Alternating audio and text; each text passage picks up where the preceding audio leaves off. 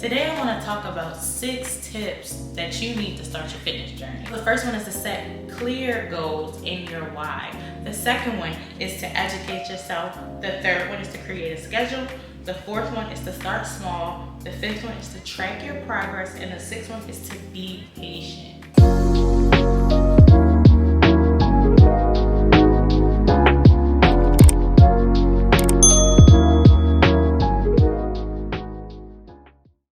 Hey y'all, my name is Raquel. Welcome to my channel and welcome back if you've been here before.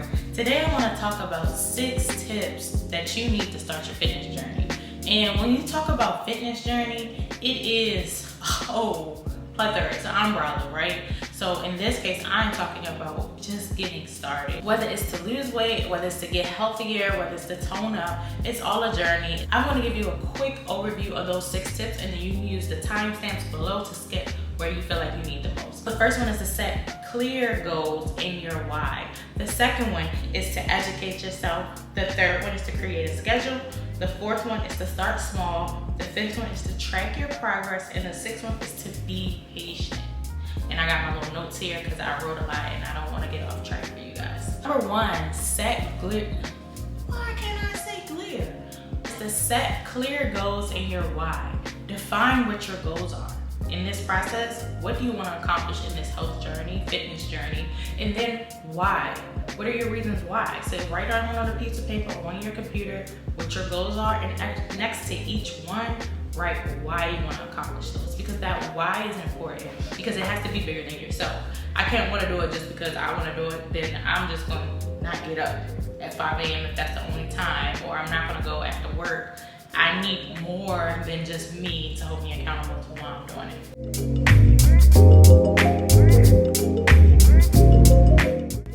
Number 2, this one is very important. You have to educate yourself.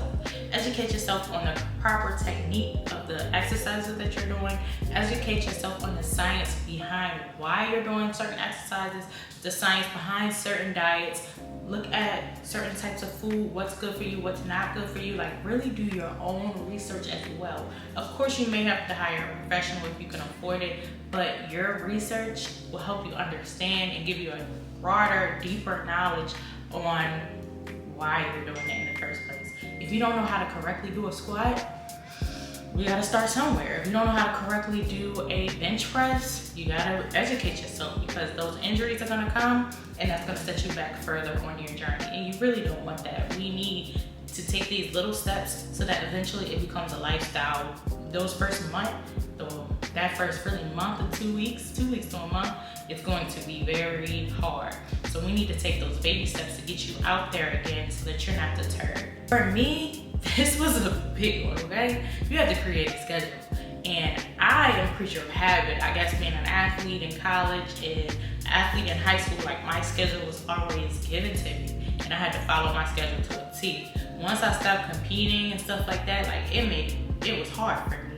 And I realized that, okay, you need to have a schedule. You need to block out the time to work out. Block out the time to meal prep. Block out the time to go run. Whatever it is that I needed to do, I needed to have that time blocked. So I'm going to say to you, create a schedule. Non-negotiable time for you to work out. Non-negotiable time for you to meal prep, or for you to do research on what meals to take, or research on what workouts to do. Because if you do not have a schedule, your days will go by so fast and you're going to look up and be like, oh man, it's 8:30 p.m. and I ain't worked out all day. So that's like the main thing. If it's 5 a.m., you gotta bite that bullet and block off that 5 a.m. time. Or if it's at night, like, you just gotta find what works for you. Some people are okay with leaving work during their lunch break and being able to get a quick workout in. Like, you have to carve time in your day, even if you start for just 2 days a week the first time and then gradually increase it from there. But not creating a schedule will set you up in the long run that you won't be consistent and disciplined to do it.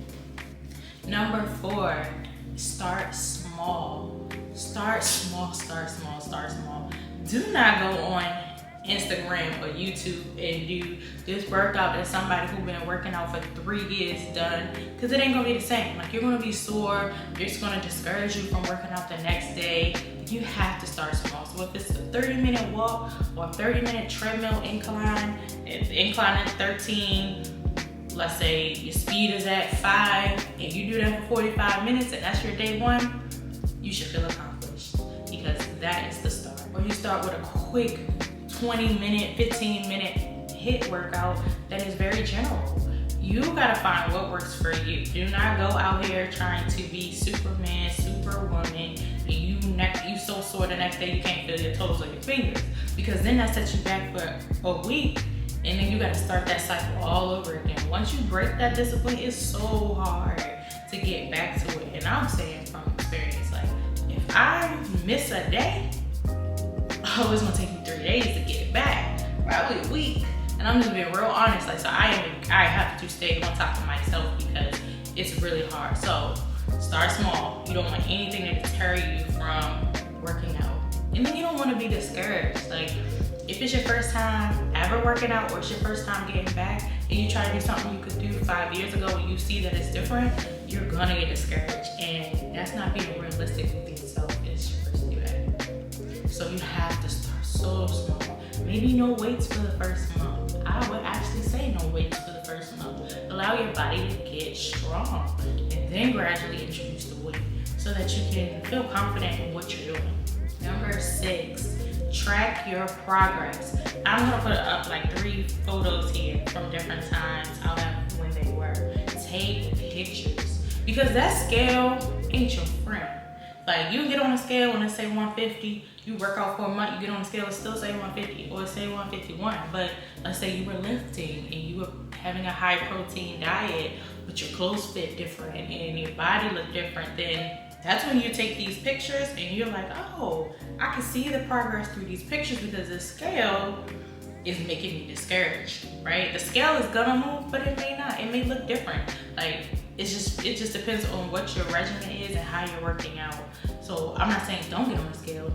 You can get on the scale, but also take pictures.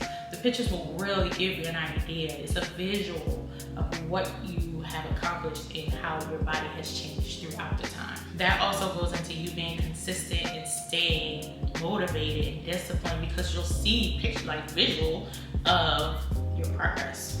And I would also say, let me add into that, to the keeping your tracking your progress, I would say to have a journal and journal your small wins. Journal what today was like, because you can really go back there on those days that you feel discouraged and be like, all right, last week I couldn't even do 5 push-ups, but today I did 10. Like, okay, all right, I don't feel like that today, but I did 10 push-ups today and I couldn't even do 5 last week.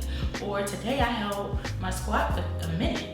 Last week I could only do 40 seconds. Like, just really jot down your wins so that as you go through, you really can celebrate them. Because I don't always feel like doing it. I don't always feel like working out, and we're human, but we need to find things that will motivate us to keep that regimen, motivate us to keep going and reach our goals, because it's hard out here. And this last one, which is the most important one, is to be patient. Be patient. Be patient. One more time, people in the back. Be patient. Instagram, social media, everybody wants things fast. Everybody see what this person looked like, and they post this transformation video. Oh, I used to look like this, and now I look like that in 30 days or less. It ain't happening. They ain't doing it in 30 days or less. It probably took them about 8 months to a year to get to where they were, if they had surgery. So get out. You can't use that as a guide. There is no quick fix to this, and if it is, it's not healthy. So I'll say there is no healthy, sustainable, quick fix to this. You have to work. You have to be consistent. You have to drive, even when it hurts, even when you don't feel like it. You have to. Because at the end of the day, your body is your temple. You have to take care of you. You have to take care of what God gave you, because He only gave us one body, one life, and you have to be patient and allow the work to be done. That's why I gave you all the tips I gave you before.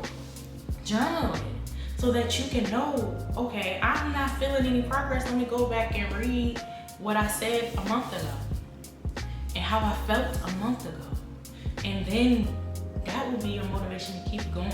You will see that progress because you wrote it, you see it from the visuals of the pictures that you made, and then people will start to tell you the changes that they see in you. I just really need you to be patient with yourself as you go through this progress. Love yourself as you go through this. And I am here along the way to help you because I got work to do on myself. Y'all see me here, this little poking out thing? I want that going.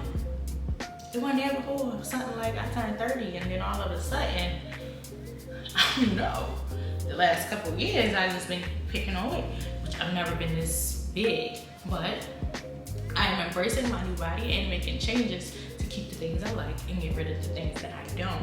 But I'm also realizing that it ain't gonna happen overnight. It's not. And I'm gonna give y'all a little bonus tip because I just feel it on my spirit. Your eating habits. Make sure you keep your eating habits healthy. Now, you ain't gotta get rid of every single thing that you enjoy, but you gotta be smart about your choices and understand what you're eating, why you need to eat certain things, and just really be smart.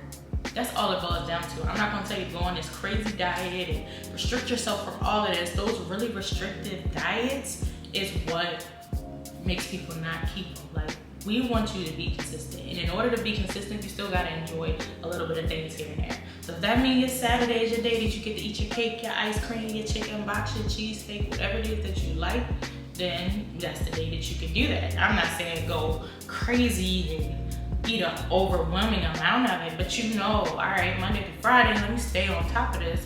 Let me be able to have this drink on Saturday, or let me be able to have this pie on Saturday or Friday, whatever works for you. It could be a Wednesday to get you through the week.